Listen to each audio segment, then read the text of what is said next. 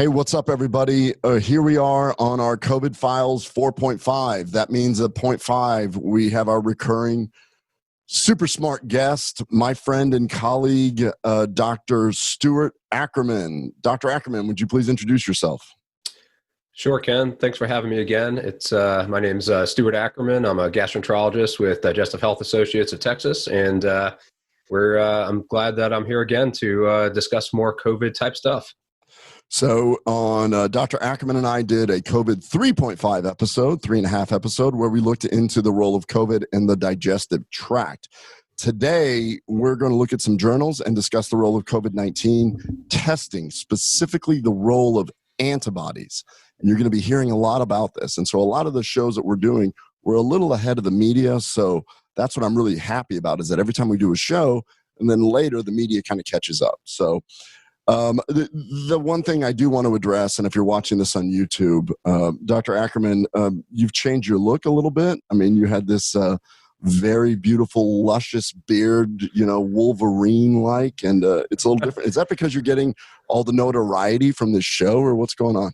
Yeah, some sacrifices have to be made. So as part of my practice, although there's some restrictions because of COVID on doing procedures and seeing patients in person, I still have a significant number of emergency and urgent procedures that need to be done. And part of the protocol, as recommended by all of our societies, is that you've got to wear PPE, this protective equipment, and some of that is an N95 mask. And an N95 mask, when it goes over your mouth and your nose, it doesn't fit too securely if you've got luscious locks like I did.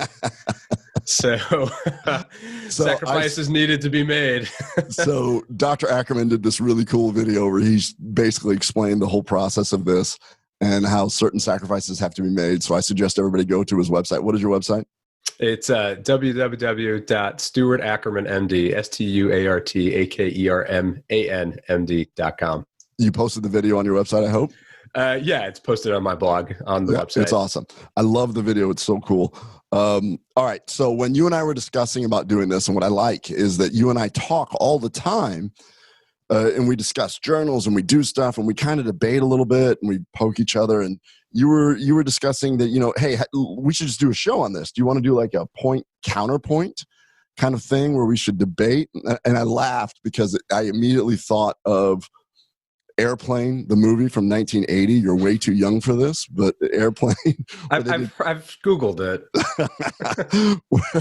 They were doing point counterpoint, and the whole point of the show is to be so obscenely on either end. Where the one guy, a CRNA, Jack Carey, that I'm not sure if you know him. Have you met Jack? Yeah. So yeah. Jack would always laugh. He would use that quote whenever something would happen in our endoscopy center. If maybe the scopes weren't ready or a patient showed up late or something got off track, he would always say the same thing, which I started thinking about this. In the point counterpoint in Airplane, the counterpoint guy was like, they bought the ticket. They knew what they were getting into. I say, let them crash. This is not going to be quite like that, because I think you and I will end up in the same spot ultimately when we're discussing this.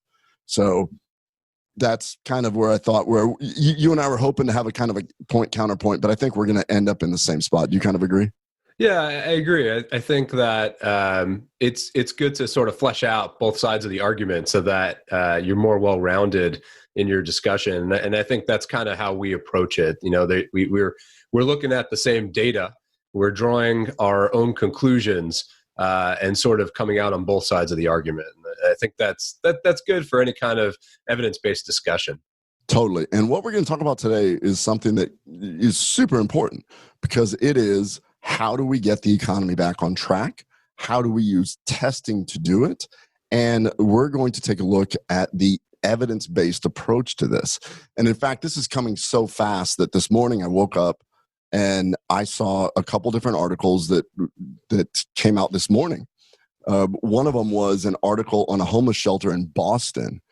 And what they decided to do is do PCR testing on everyone in the homeless shelter. And what they found was that 36% of the people were positive at that moment.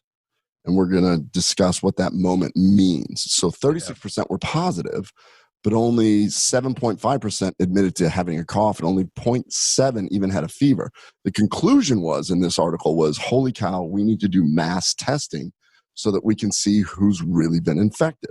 And then almost on cue, a New York Times article came out today where it was a journalist that he opens with a classic Mark Moran, I'm a comedy fan, Mark Moran line, where the journalist says, I know a guy, and because I know a guy and the connections I have, I was able to get my hands on a rapid antibody test.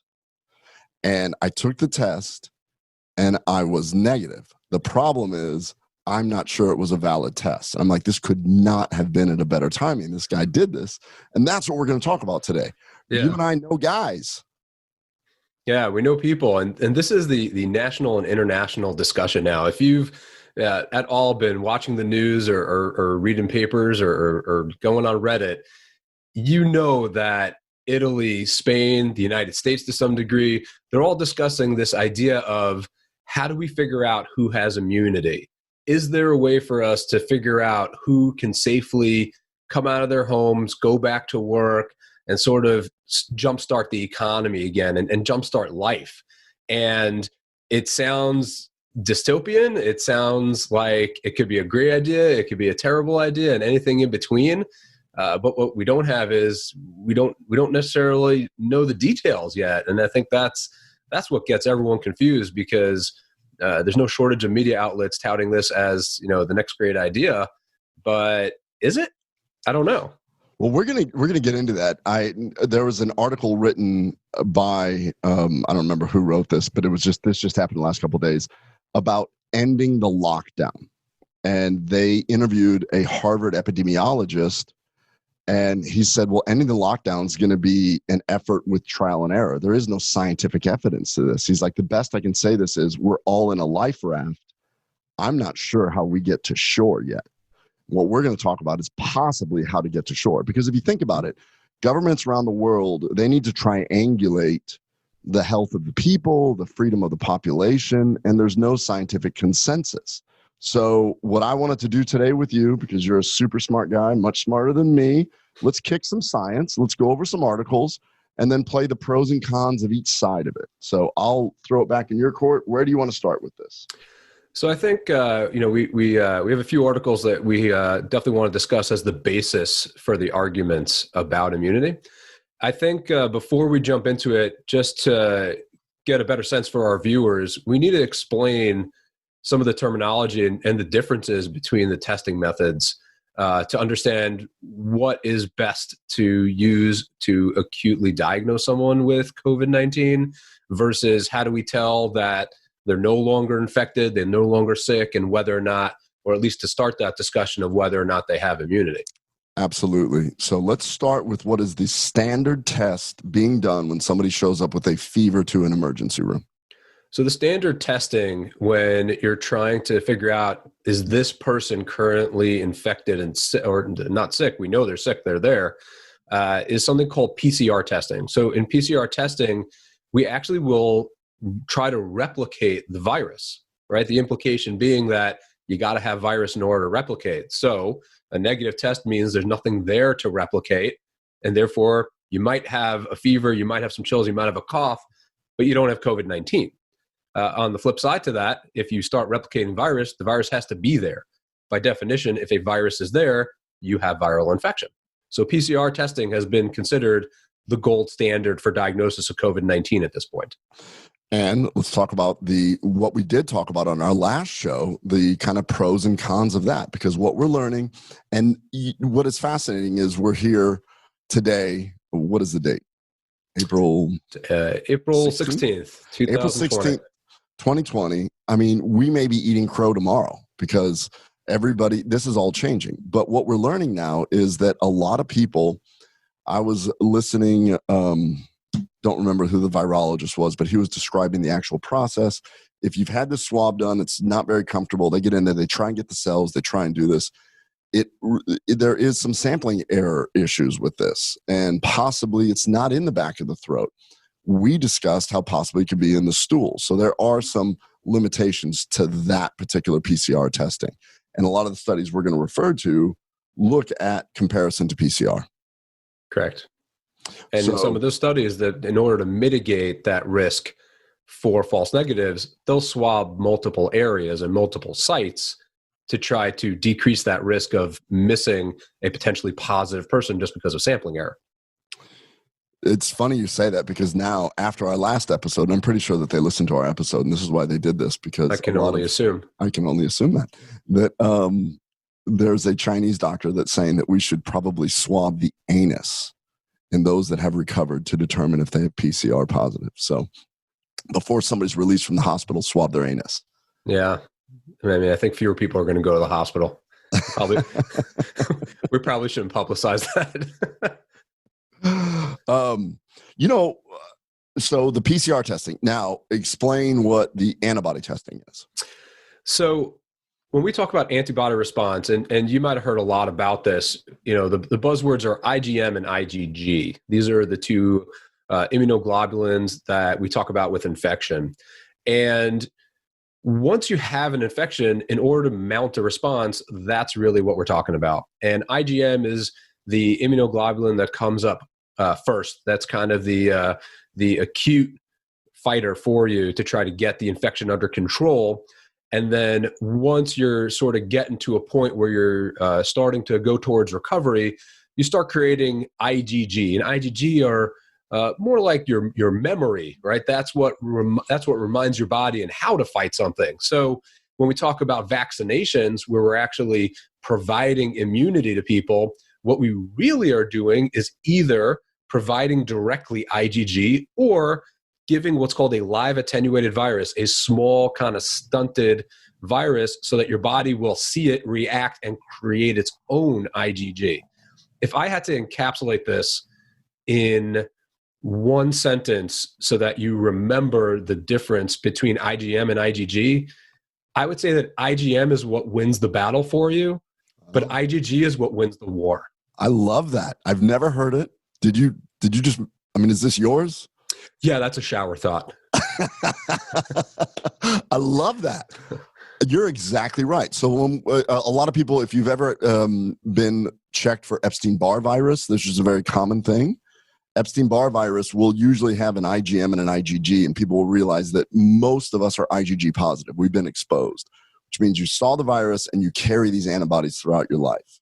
Right. So that is I love the battle war thing. That is awesome. Never thought I just think it's an easy way to remember it. And, similarly, if you go to have a new patient visit at a primary care doctor and they say to you, well, have you been vaccinated for Hep B? Have you been vaccinated for varicella, which is chickenpox? And you're like, I don't know. I don't have that little card from when I was 5 years old. They're going to run some blood tests. And those blood tests are just checking for the varicella IgG and certain hepatitis B IgGs, because if you've got them, you're good. And if you don't, you need either vaccination or boosters, right? Because sometimes you might be immune, but that immunity can wane. We're seeing that with varicella. So we're seeing people co-host Eric Rieger developed shingles. Oh, wow. And it's happening to a lot of 40-year-olds, a recurrence of varicella. It's happening. And so we got into a long discussion about that when him and I were in Hawaii, because we were in Hawaii and he had a bad shingles outbreak, which sort of limits going to the beach. Yeah. But it was all kind of related to that. So yeah, that is a great explanation. IgM wins the war. So basically your innate immunity, the virus comes in, your body reacts to it, cytokines, they send white blood cells, hopefully they kill whatever it is, and then they take it back to memory cells that say, look, next time this guy invades the house, make sure that we kill it before it causes any damage like it did this time. And that is, initially they go, okay, we're going to send out some early troops, IgM, just in case it's out there. Just look for this guy. They get a card, they have a picture, and they go out, and then they mobilize the IgG, which says you guys are our reserves, that you will remember this picture hopefully for the rest of your life. And if this invader comes back, you go out and handle it. Yeah. And now that we understand that, I think we can jump into some of these articles. And I think I was thinking before we get into the deep aspects of these other articles, I was very impressed with when I threw out the macaw study at you, and you're like, yeah, did you really read it? I'm like, I read the abstract. This is a great example of what I did scientifically poorly, which was I read the abstract and I've been quoting this article. And then you're like, yeah, read the whole article. So in the abstract, and not to sabotage where you're going, but I just want to do this, that this is why we need to dive deep into the journals. Because in the abstract, they describe, recently has been reported that discharged patients in China and elsewhere were testing positive after recovering. However, it remains unclear whether the convalescing patients have a risk of relapse or reinfection. So what they did is they gave COVID-19 to macaw monkeys. They don't say how many. They don't discuss anything. What they say is after the symptoms were alleviated and the specific antibody tested positively, the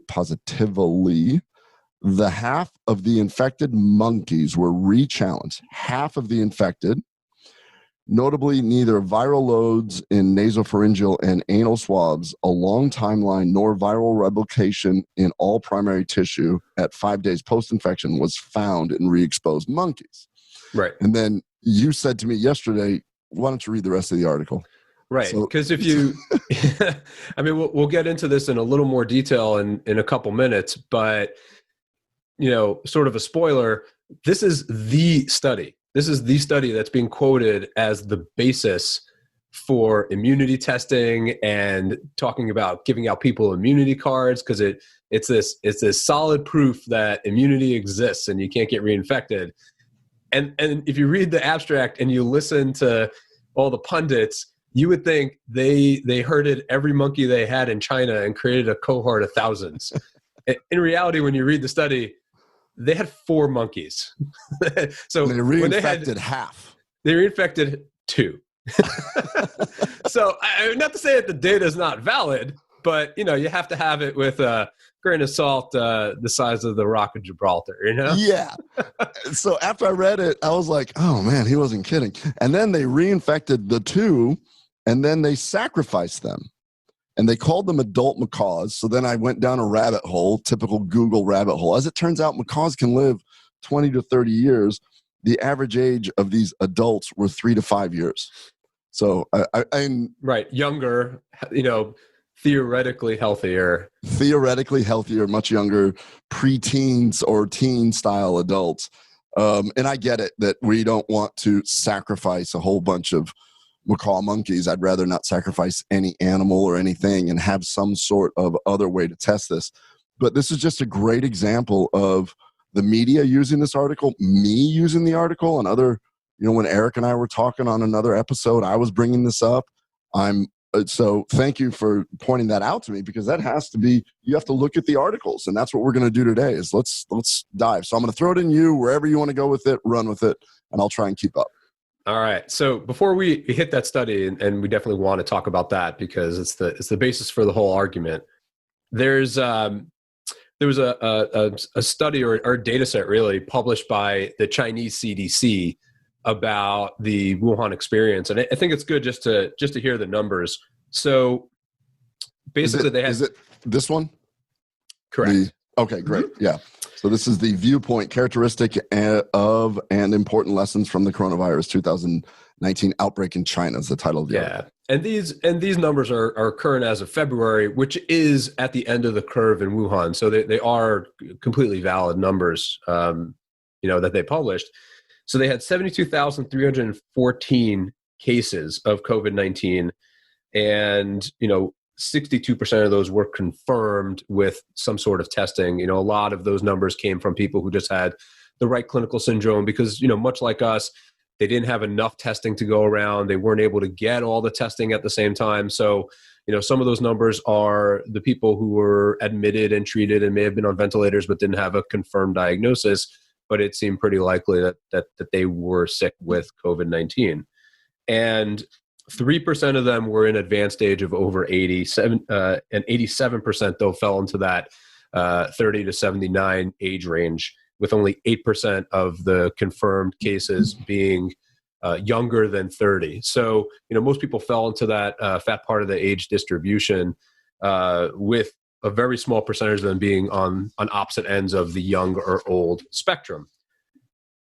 Of the disease, and this is where it gets really important, 81% of the cases were mild, right? So you might have had some sniffles, you might have not felt so great, but you didn't end up, right? We get worried, right? We talk about ventilator shortages, we talk about, overrunning the capacity of the hospitals, but the vast majority, 4 out of 5, didn't really have much symptoms, if any. Severe cases, 14%, right? Those are your hospitalized patients, and critical, the ones that are ending up on ventilators, are 5%. So, if you break down the numbers, it's it's not insignificant, but I think much like is the case in general, we sensationalize the worst cases. And we got to be careful about falling into that trap. Just for that, I mean, right before we hopped on the call here, I had a friend call me because his father is very sick with COVID-19. So when we say that 80% of the people don't get sick, if you have a personal relationship or it's you, that's 100% of the most important thing that's going on. And that's what's scary, is the high infectivity rate of this. And in this article, the thing that struck out to me was COVID-19 rapidly spread from a single city to the entire country in 30 days. And now we have a worldwide pandemic. So even though it's the majority of people will have mild symptoms, but when you take into the account of the people that do get sick, that's how come we're taking it so seriously. But where you're going is, how do we get that 80% back to work? Right. And also just having that knowledge that, we'd much prefer you don't get sick. But if you do, don't panic. Yeah. Everything in the media right now is really bad. I've been talking to a lot of people. The New York Times article, the thing I didn't get into was that the guy actually thought for sure he had COVID because a month before he had the classic symptoms. High fever, whole 9 yards, tested negative for the flu, and his antibody test was negative. So is it a valid test or not? And there's a lot of people that are like, you know what? I got sick in January. I got sick before we started talking about it here in the U.S. Has it been around? Has it been basically, did it come to the U.S. sooner? So who knows? We're all going to sort this out. Right.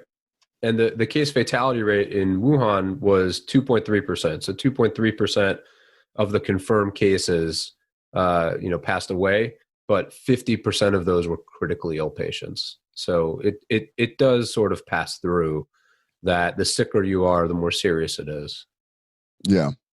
And then that's coming out of China, and we have all this new data showing the people that do worse, and we're starting to, portion everybody out. We know that the Italians have a much higher death rate. And then if you look at their demographic, they're older and all this other stuff. We're learning that in New Orleans here in the U.S., we're having a higher fatality rate, a higher sicker rate because of multiple different reasons. And you can start to predict where you're going to need more healthcare resources based on these demographics. Right. I mean, there were two specific issues that came up in New Orleans that may parallel the Italian subset, in that it was a high density area with, Mardi Gras going on. And, a lot of the case fatalities happened in a nursing home population, people had advanced disease living in close quarters. So this, it may not be a new paradigm. It may actually be the same paradigm playing out in a specific way.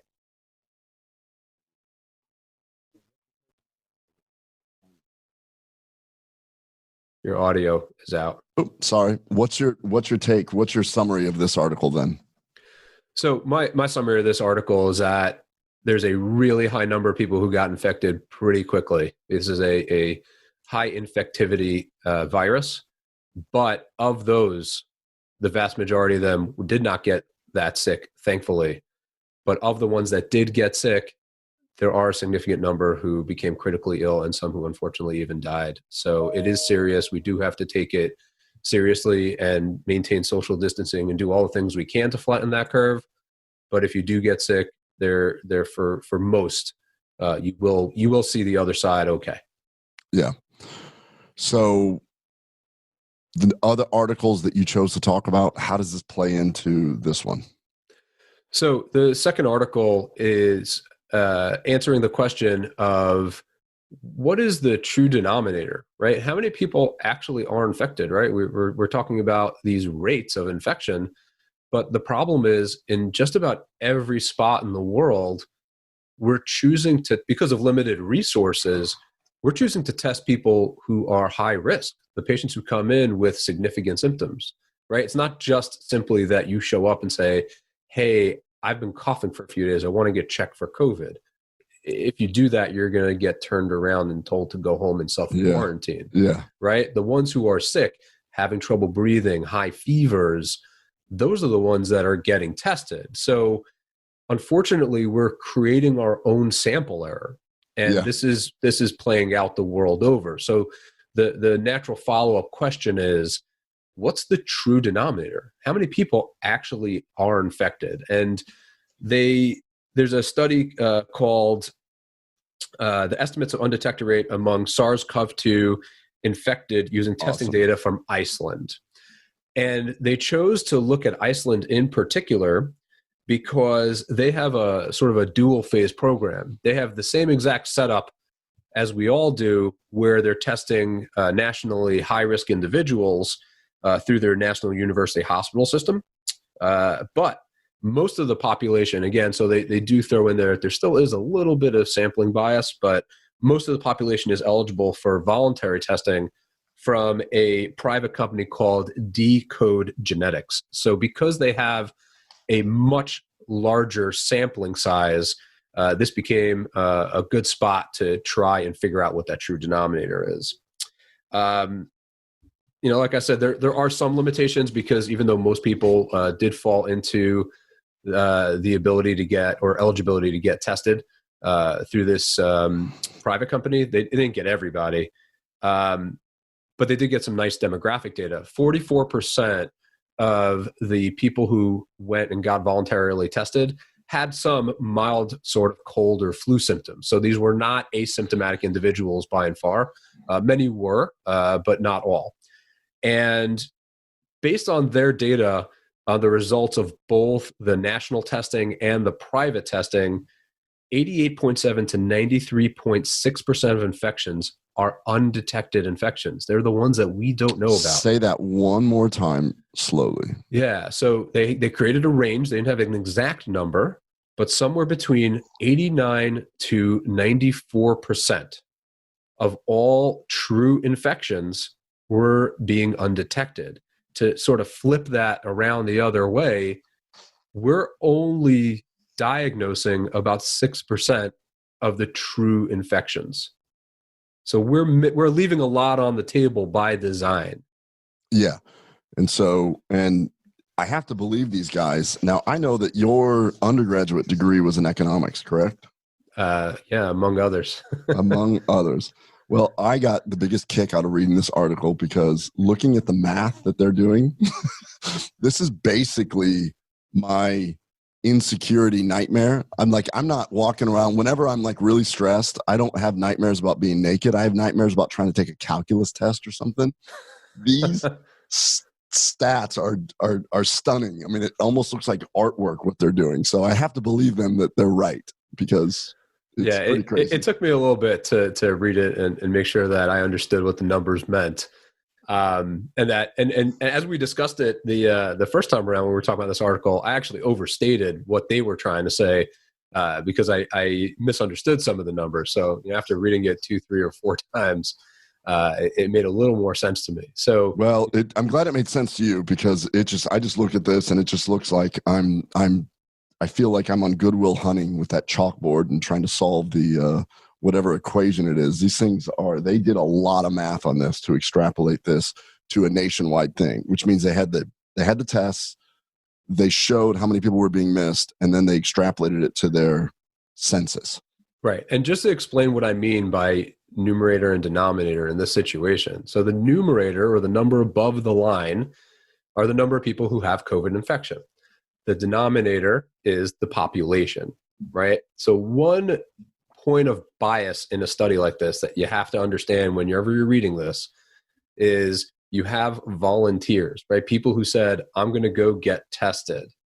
Yeah. You might have plenty of people who said, I'm fine.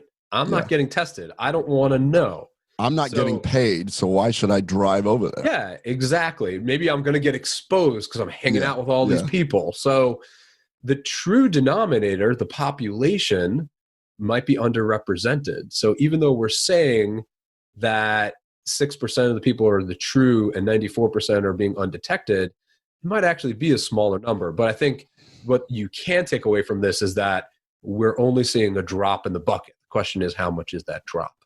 So we have to figure out how much of the population has already been exposed, is what it comes down to, is what this study is telling us. Right. Yeah. So how do we get to the denominator here? What are some different ways to do it?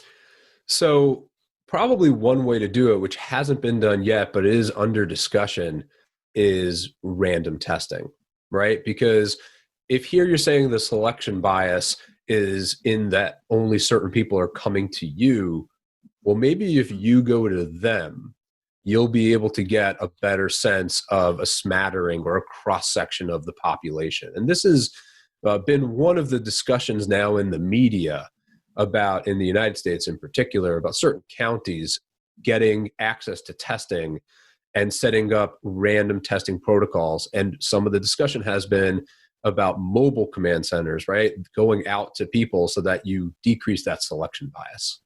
So if you're going to do something like that, it has to be a test that is easy. It has to be a test that is sensitive and more importantly, it's got to be cheap. Yeah. It's got to be cheap. It's got to be cheap. You have to have a certain level of sensitivity and specificity. Can you explain to everybody what sensitivity and specificity is? Sure. So, harkening back to my medical school days, I remember this little memory game that you'd play to try to remember the difference between sensitivity and specificity, and we called it spin and snout. So, when you talk about sensitivity, sensitivity is the number or the percentage of ruling out the disease, whereas specificity is ruling in the disease. Right. So we want to talk about, in other words, or another part of that is, if you have a positive test, do you actually have it? What are the chances that that's a true positive and you actually are infected?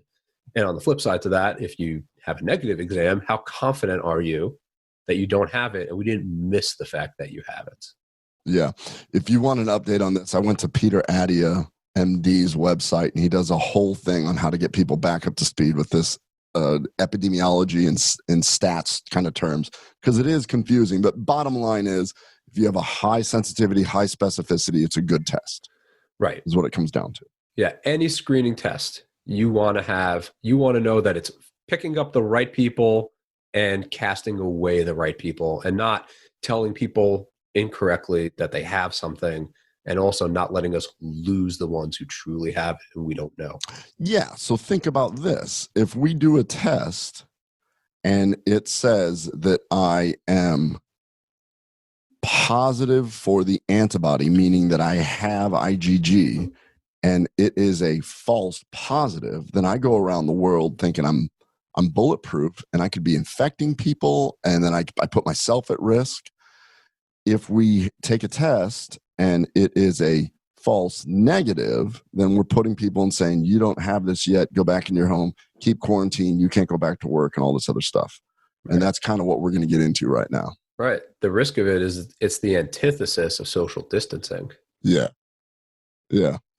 So you pulled up another article where this is the diagnostic value and dynamic variance of serum antibody coronavirus disease. What was your take on this article? So it's an interesting article for sure, but I would caution that when you read it, kind of similar to the monkey article, which we'll discuss next, the numbers are small. And you always have to be careful whenever you're trying to interpret data in a small data set, because the smaller it is, the higher the risk of bias. Not unintentional, but bias in the numbers. So it was the first published data that compared the PCR testing versus rather they took a bunch of patients who were all being tested for COVID with PCR, and the ones who tested negative and therefore were known to not have COVID, right? We might walk around thinking we don't have COVID, but we don't know whether we do or don't, since people can be asymptomatic for so long. Yeah. These are patients who we know don't have COVID and use them as the control group compared to the PCR positive patients who were known to have COVID. And what they did is they then looked at those patients and tested IgM and IgG to know who makes it, how much, and whether or not that can happen in the control group as well. To say it another way, if I'm infected with COVID and I make IgM and IgG, but somehow someone in the non-COVID group does it as well, how valid is that to know that I'm immune? Yeah. Right? The idea is that only the people who have been exposed and therefore can protect themselves should generate that immunity, or we should be using that as a marker for the immunity. So a couple interesting things are that some people, and that's an important point, did not make IgG. And on the control side, 3 people did make IgG. However, a big caveat in that is that they made it at much lower titers. So they made some IgG, but less IgG than those people who were exposed to or had active viral replication. So another point I'll make is that this is it's a very interesting article, and it's been discussed a lot. It's a journal pre-proof article. So it does mean that it hasn't been published yet, but the journal has accepted it for publication. It's already been through peer review. So this is still a very legitimate publication. So there were in the two sides, there were 43 patients with PCR positive confirmed COVID-19, and compared to their control group of 33 patients who were these rule out patients who came in, they thought they were sick and potentially had COVID, but the PCRs were never positive. And another good point I would make is these patients had multiple testing points. They were tested at multiple times. So to decrease tested at multiple times in the same location, though, right? Nasopharyngeal swabbing. Right. So they're trying to control for that. Well, what if we missed it the first time, right? Mm-hmm. So then they're going to repeat it again in a few days, which gives you a trend over time. So, but I agree. The point being that it was all nasopharyngeal swabs. I think oral too, nasal and oral. Yeah. So limited to one type. So you still have that bias of, did you not do it adequately? You would hope it's only, and they don't mention this whether it was or not, that it's only a certain few people who are doing the testing, so that you're controlling for variables of maybe some who do it better than others, and maybe get better sampling. So they don't mention that, but because it was all done in one site, you have to assume for the moment that there's only a few people who are doing the testing, so they know what they're doing. The sensitivity, I'm sorry. Oh, I was just going to say, what I found interesting in this is this suspected infected patients were discharged from the hospital once the results of 2-time molecular tests in 24 hours were negative. So basically, in my interpretation of this, understanding now the limitations of the testing, they may have sent people out that were not PCR positive that could later develop IgG and IgM. So when you get into the sensitivity and specificity of this, this is as good as we can get, but it may change as we gather more data. Right. So the sensitivity and specificity for IgM and IgG to diagnose an infection was 48% and 88.9% of sensitivity. So IgM was 48 and IgG was 88.9, and 100% and 90.9% specificity, right? So in other words, if you had IgM, that meant that you had the infection, because it's an acute marker that would only happen if you've been acutely infected.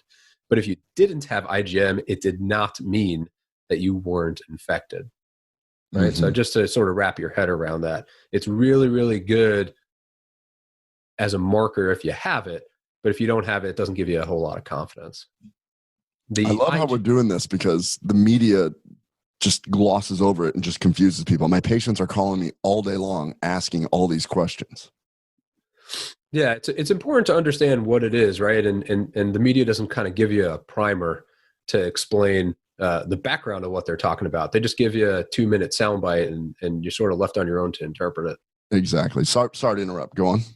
No, not a problem at all. So they found that, as you would expect, given that IgM comes first and then IgG follows, IgM titers would rise and then they'd fall because as you get over the acute infection, you no longer need your IgM. But the IgG titers would rise until they were 100% in those people that produced IgG, right? So the ones that were making IgG made them. It was always higher for whatever reason, and this is not clearly explained, but the titers of IgG were always higher than the titers of IgM. I think it's just something to sort of keep in the back of your mind, just because we don't yet know what titers mean. So it's just getting all the data you can and trying to figure out what it means going forward is important. The IgG positivity rate was up to 90%, and it didn't really change from the time that you were virus positive with PCR to your post-infection viral negative state.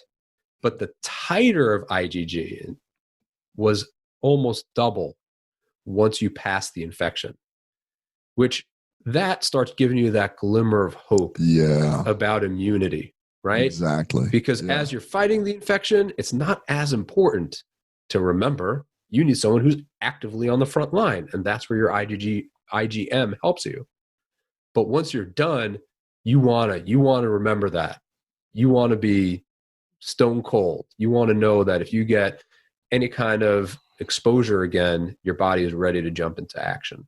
I mean, this is just getting back to your analogy, what you have are we've got special ops that have a picture of something, and they say, when this thing shows up, kill it before it does anything. And all they do is wait. That's what the IgG is doing, is waiting for the possibility of seeing that, and they just get after it. Right. So just to sort of talk about the sort of underside of this, 3 of the 33 patients in the control group were IgG positive, right? So that makes you step back just a little bit in saying that, well, if you got the IgG, you're good, right? But the important thing is that the titers were lower. So they talk about the units of positivity for this assay were 10 units per milliliter. And those that were in the control group had no one higher than 15. So they were sort of a low, kind of weak positive compared to those in the active group who all had much higher, at least twice the normal titers. So that might be an important piece of information, right? That not only figuring out who has IgG, but how much. Maybe there's a threshold value that confers immunity. 27 of the known COVID patients had IgG testing during the infection. 3 of them didn't make any IgM or IgG. So whoever didn't make IgG also didn't make IgM. It's interesting because the way I look at this is probably different than almost everybody who reads this article. I'm sure everyone who looks at it and it's valid is going to say certain people don't make it. What I look at it is, that's kind of an amazing thought. 10% of the people didn't make IgM or IgG and still fought off the virus somehow. Yeah. So there's some sort of mechanism, a secondary mechanism, to be able to successfully defeat the virus beyond the typical virology that we know about. Well, so counterpoint, what if they're catching this person at a point in time where the IgM is dipped down and the IgG is coming up? So you're going to have 2 overlapping. Right. You're in a window, right? You're in a window. So did they check them at the wrong time? Right. That's a great thought. The catch is they did this at least 3 times, separated over several days, going all the way out to 28 days post-infection. So I suppose it's possible, but given what we know about the curves of IgM and IgG, even if you think maybe you were shifted over in time, you should have caught it somewhere. And maybe you don't get one, maybe you only get one, maybe you don't get both, but you should have seen something. So what you're describing is that people that had an innate immunity, but they did not develop the adaptive immunity. In other words, their body's initial response may have been effective enough, but they did not develop. So those people, the question is, can they be reinfected? will they have a possibility of the virus having a resurgence and come back and hit them again? Interesting. Yeah, so that's the discussion. The discussion is, do these people have immunity now, right? If you're making the supposition that you need IgG to have immunity, and these people can't make IgG, are they subject to reinfection? I would argue it goes even deeper. We're trying to get serum, right? Draw blood from people who have had infection to look at IgG titers to understand how much is needed for immunity, how much is enough. I would want to know about the serum of these people. What makes it different? Is there a different way that we could be looking at this to confer immunity? Is there something else that maybe can work in concert? So here you have this subset of people, which is a significant amount, in a small study, 10%. Right. So a subset of people that survived did not produce the antibodies, and going forward in some sort of weird society where we have to have immunity passports to go around. Peter Attia was talking about we should get bracelets for people to show I'm this, I'm that, which gets a little bit big brotherish, and it gets real scary thinking about that. But there could be a subset of people that will not produce antibodies, but their innate immunity prevents them from getting infected. And we can't withhold them from going to work. We can't stop them. That's a fascinating observation. I did not see it that way. I was of everybody else that read this article and just went, 10% didn't produce it. So yeah, but going back to what you said, I mean, this is why you got to analyze articles and you got to have multiple people looking at it, because people can read articles and have the same data and draw completely different conclusions. Much like everything else. Much like life. Let's jump into the sort of article of the day before we start talking about the pros and cons of these immunity badges or licenses. We want to talk about the macaque monkey study. And which the only reason why I threw that out first, not to describe it, but it just shows why you have to pay attention and read the articles yourself and have two different people interpreting it differently. Right. So it's a very small study. It is pre-publication and it has not been peer reviewed. So it is being touted as kind of the be all and end all for the discussion about immunity, but it is very much in the pubescent stages of research. It's fascinating because I heard Dr. Fauci on a CNN news thing. We believe that because of a macaque monkey study, and then I heard Dr. Hotez go on Joe Rogan. He said we're sure that we can develop immunity because there was a macaque monkey study, and everybody just keeps saying the macaque monkey study, the macaque monkey study, and I don't think there's another one out there. I tried to look, I didn't find one. This is the one that I found. Yeah, no, I did the same. And, like I said, it's fascinating, but it has to be taken with a big grain of salt. So let's jump into it. Yeah.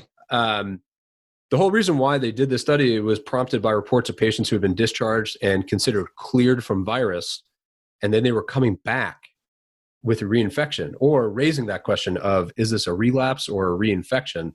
The difference being relapse, that you have the same infection you did and you just got sick again, versus reinfection that you actually got sick a second time.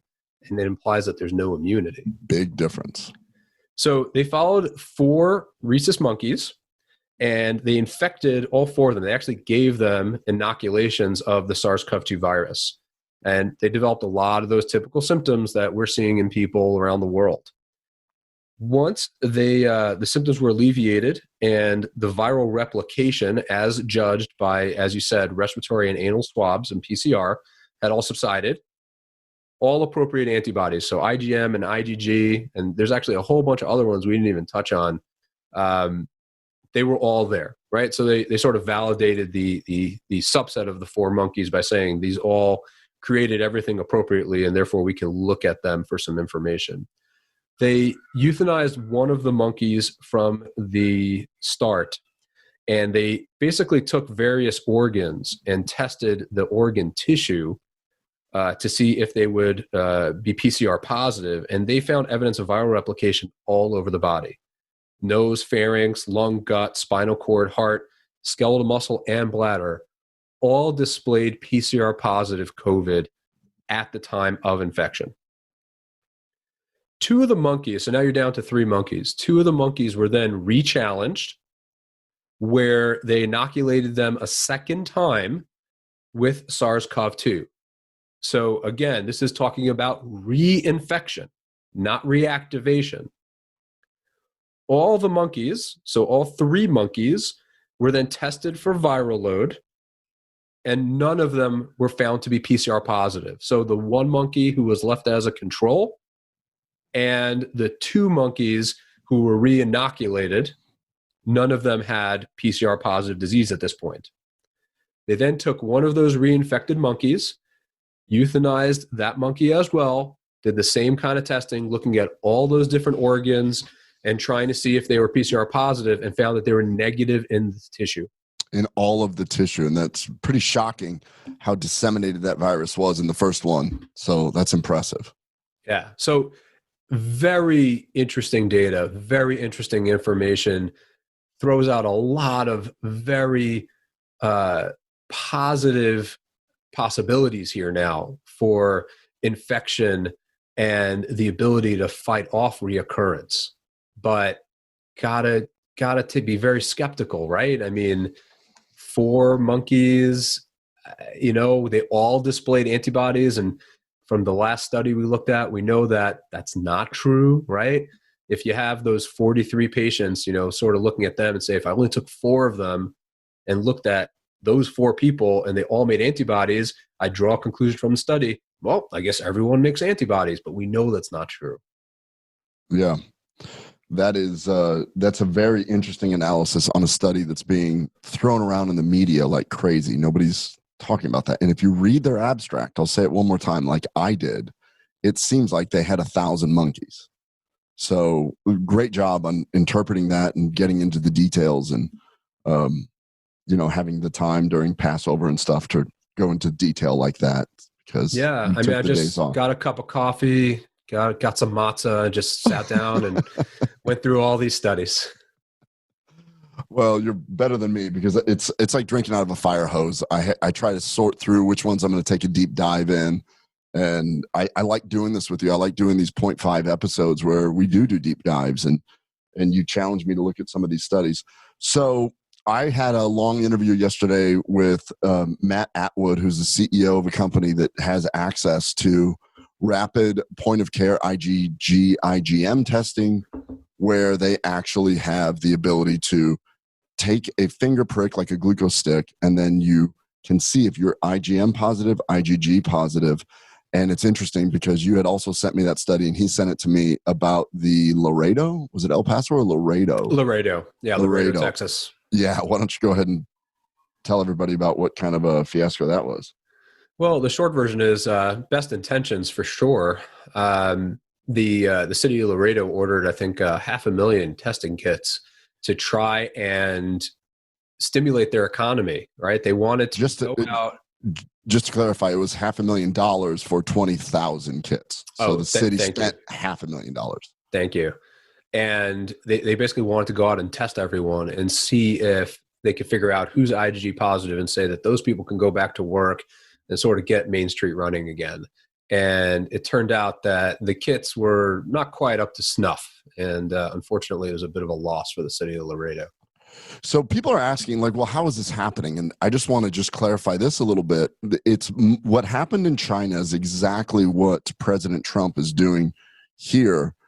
When they realized that they were behind the curve on this, and they needed masks and gloves and testing kits, China went to facilities like toy manufacturers, and they went to different manufacturing companies and said, you're going to stop production on that.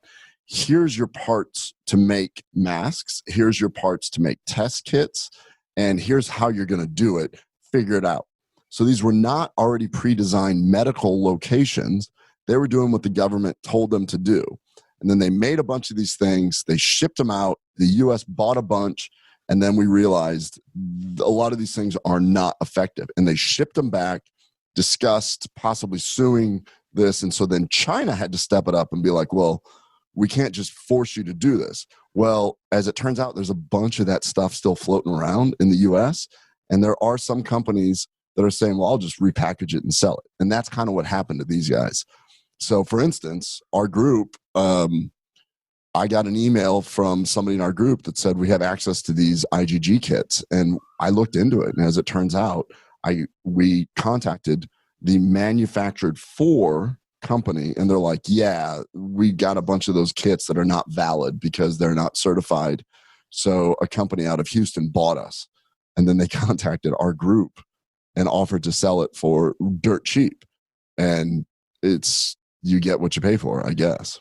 Yeah. I mean, it definitely was a great deal. They were super cheap, but couldn't really do much with them, unfortunately. Mm-mm.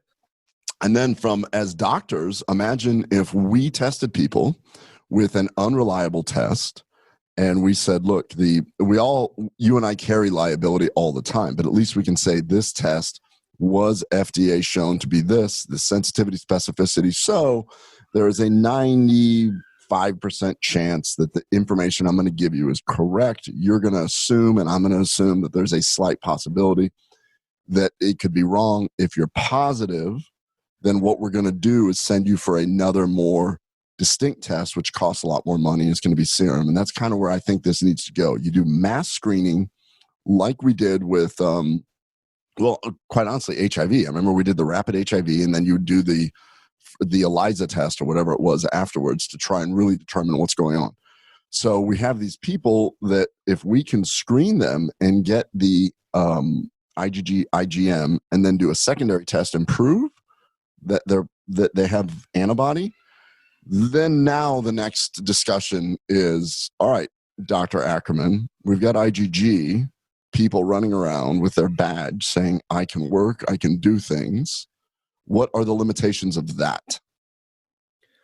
Well, I think there's some issues that are, and I want to be clear. I agree that we need to figure something out, and this opens up a world of possibilities, but we're in the infancy because there's a lot of questions that haven't been answered. So first of all, do we know, are there specific titers that confer immunity? Because if there are, a simple little blood test that just says yay or nay might not be enough, right? We have to make sure that all the manufacturers are assessing at the same level to call that positive, right? If we know that you need titers of 20, let's say, and you have a test that calls it positive at 10, right? You're creating a ton of false positive results. So you got to be really, really careful about that. And, again, we haven't answered that question just yet. Is there the possibility of reinfection? So what does immunity mean? Right? We have all this data now coming out of South Korea because they've had over 100 people come back who were discharged from hospitals being told that they had cleared infections and that they're no longer sick. And they've actually come back and have retested positive by PCR. But what does that mean? Does that mean that they've gotten the infection again? Does that mean that maybe they were kicked out too quickly? Yeah. Maybe that their viral loads had dropped, or that they just simply had sampling error, right? That when they got tested the day before, maybe they just didn't pick it up in the right spot. Exactly. So the other articles that you talked about bring that up, but it is fascinating because this is just case reports coming out of South Korea, and everybody that looks at this, nobody wants to believe that you can get reinfected. Like that is like that is a doomsday prediction. So we're going to say, look, the macaw monkey study, which you've kind of already said, take it with a grain of salt, the size of Gibraltar, and then the IgG. So the good news is, looking at SARS-CoV from 2003, those people have been looked at years later, a decade later, and they've maintained their immunity. Now, I challenge that there are some possibilities that these tests, although they're COVID-19 specific, what if some of these people test positive because they have IgG to SARS-CoV? That was right. That was an argument that a PhD brought to me.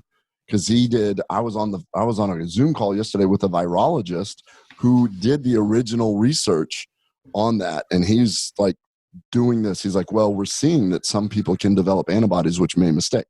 That being said, I don't know that these finger pricks, there was an article that just came out today that detection of SARS-CoV-2, they found the binding protein to be specific. So the test, you can still do a test specific for SARS-CoV-2, and I'm not sure if these IgG, IgM can actually determine that. So more studies are going to have to be kind of vetted for this. Yeah. And I mean, I think that, it begs the larger question, what do you do with those false positive results, especially if you don't know that they're falsely positive, right? Again, like you mentioned earlier, patient could be walking around thinking that they're bulletproof. And it turns out not only are they not bulletproof, they might now get the infection and pass it along to everyone.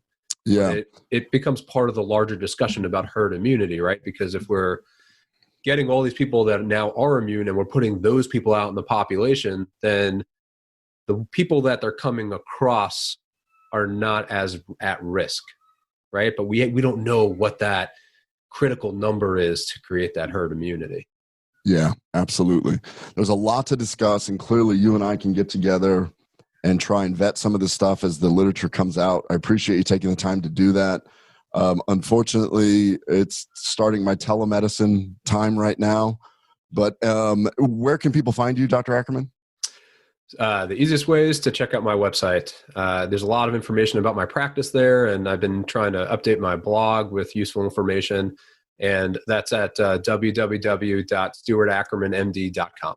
Yeah, so clearly this is a super smart guy. Watch his videos. He actually has a pretty good sense of humor and has some pretty interesting stuff. And the videos you're sending me of your kids, which we will not discuss today, was pretty funny also. So quarantine in the Akerman house should be some sort of Big Brother type thing, which is it's just funny. It's hilarious. Yeah, we're thinking of pitching it to the networks in the near future. All right, buddy. I appreciate you taking the time. So go to stuartakermanmd.com. You can reach me on Instagram at kbmdhealth.com and kbmdhealth.com for the website. We are currently, good news, we now have Brocolite on our website. So Brocolite, Atrantil, and CBD. We're having some pretty good results with that. We can get into that later, but today was much more of an academic discussion. Thank you so much, Dr. Akerman, for joining. Now I got to get to the real job. Thanks, Ken. Have a great day. Buddy. Have a great day.